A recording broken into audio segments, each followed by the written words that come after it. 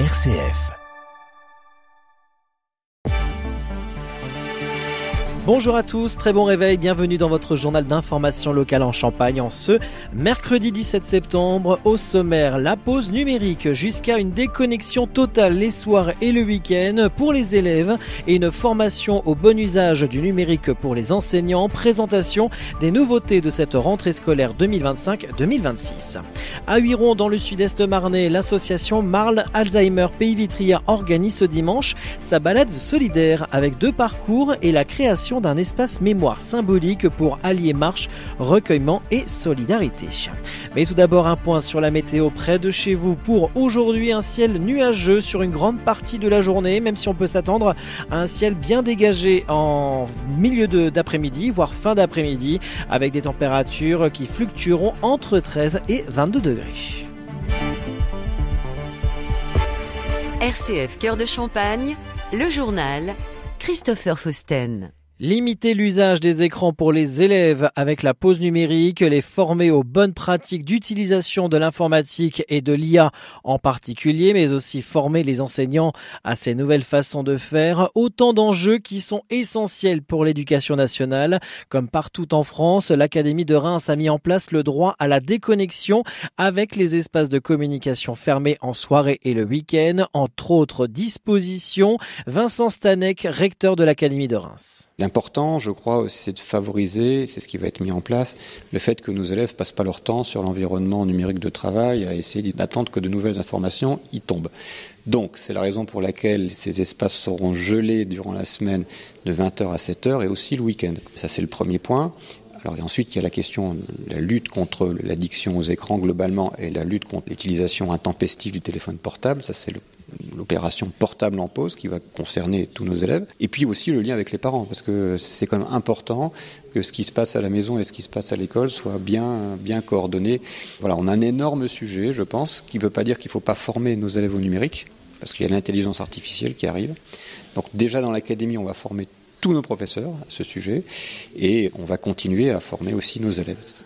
Il ne s'agit pas d'avoir une politique prohibitionniste, il s'agit simplement de raisonner, d'avoir un usage raisonné du numérique, de continuer à former nos élèves, mais aussi de les protéger contre les abus. La formation au numérique et à l'IA en particulier concerne aussi les enseignants, une prérogative du ministère suivie dans notre académie. Le ministère a une action déjà coordonnée, notamment un cadre d'usage de l'intelligence artificielle. Mais effectivement, l'Académie a fait le choix, c'est un choix ambitieux et un peu coûteux, mais enfin je pense que c'est nécessaire de faire en sorte que l'ensemble de ces personnels soient sensibilisés à cette problématique qui touche en réalité toutes les disciplines désormais. Vincent Stanek, recteur de l'Académie de Reims, au micro RCF d'Alexis Claudretz. Vincent Stanek sera ce mercredi au collège Stéphane Mallarmé de Fère-Champenoise pour la journée nationale du sport scolaire. Les élèves de 6e participeront à des activités variées comme basketball, badminton, handball, football et natation dans le cadre de la thématique 2025, le plaisir d'abord, qui valorise le sport scolaire et ses valeurs olympiques et paralympiques. Dimanche 21 septembre, à Huiron, l'association Marne Alzheimer Pays Vitria organise sa balade solidaire dans le cadre de la Journée mondiale Alzheimer. L'édition 2025 sera marquée par la création d'un espace mémoire avec la plantation d'un arbre et l'installation d'un banc, symbole de recueillement et de souvenir, comme le souligne son président Sidonio Gonçalves. Nous avons voulu le planter sur ce chemin, sur la commune de Huiron, pour vraiment enraciner notre association.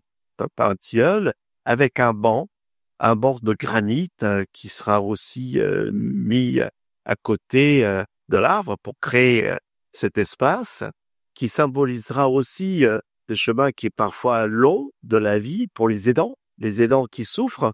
Pour nous, c'est très symbolique et c'est aussi ce chemin que l'association a fait depuis 3 ans sur le territoire du Vitria, en créant des espaces pour accueillir les malades, mais aussi les aidants. C'est un espace mémoire parce que, la mémoire, l'Alzheimer, où on pourra, quand on se balade sur ce chemin vert de 5 kilomètres de long, où on peut s'asseoir, de réfléchir, de penser, de passer un bon moment avec l'autre ou seul. L'Alzheimer, on pense que parce que sa mémoire, elle décline, Pour certains, il est déjà un peu mort. Non, le malade d'Alzheimer, il est toujours en vie, il vit, et il doit être traité comme tout individu vivant. La balade solidaire proposera 2 parcours pensés pour s'adapter aux envies et aux capacités de chaque participant. C'est un parcours de 10 km et un parcours de 7 km 5 qui vont emprunter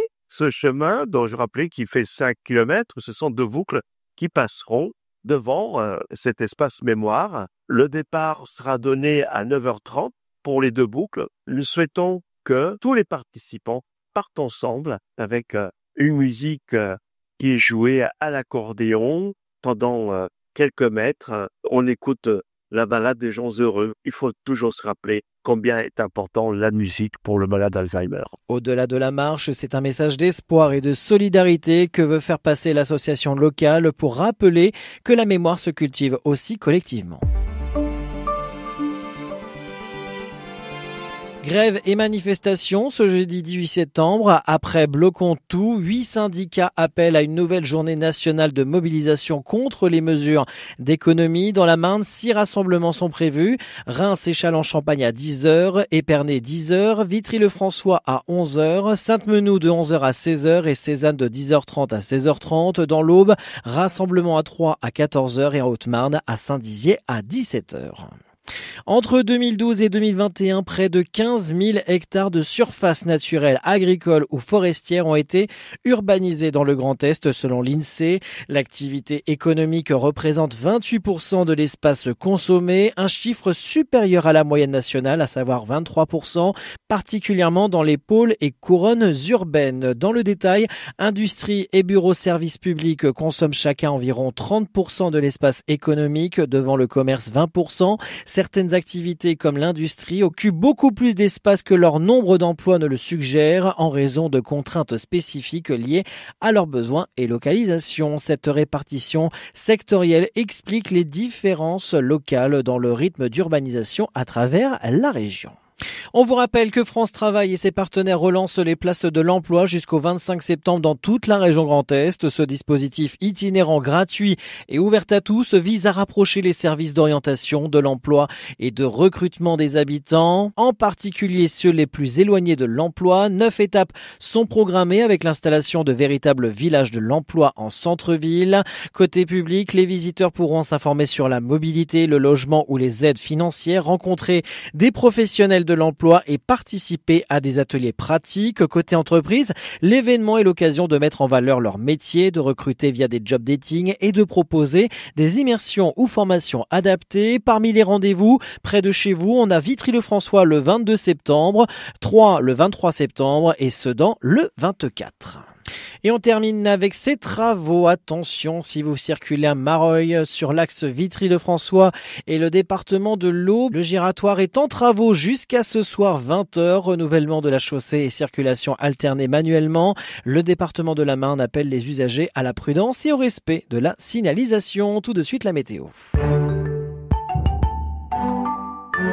Le ciel en Champagne s'annonce nuageux sur une grande partie de la journée. On peut s'attendre à un ciel dégagé, mais plutôt en fin de journée, voire peut-être en milieu d'après-midi. On peut espérer que ça soit un peu plus tôt. Côté Mercure, 13 à 14 degrés ce matin et jusqu'à 22 degrés prévus pour les maximales. Et selon Atmo Grand Est, la qualité de l'air restera moyenne sur l'ensemble de nos 3 départements de la Marne, de l'Aube et de la Haute-Marne. Fin de ce journal. L'actualité en continu sur les réseaux sociaux de RCF Cœur de Champagne. Très bonne matinée.